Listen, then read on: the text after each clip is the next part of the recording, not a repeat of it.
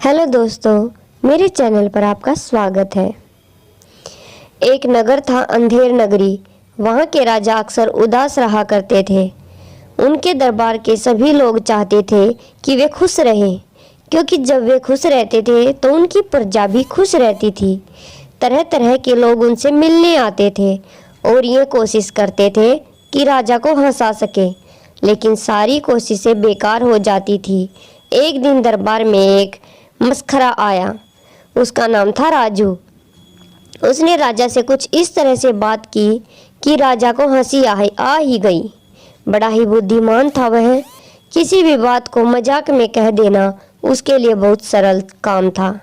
राजा ने निश्चय किया कि वे राजू को अपने पास रखेंगे। राजू बड़े ही हंसमुख स्वभाव का व्यक्ति था।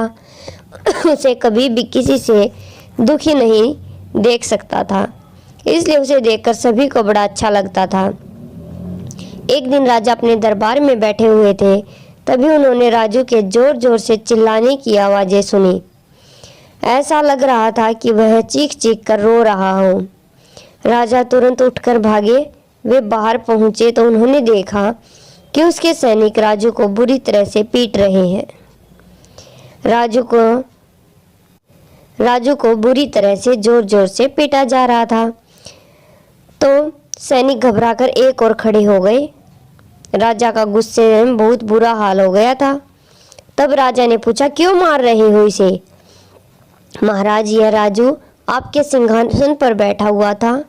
यह तो अच्छा हुआ हमने इसे देख लिया और बाहर ले आए, सैनिक बोले। राजा ने कहा, राजू पर हमें पूरा भरोसा है।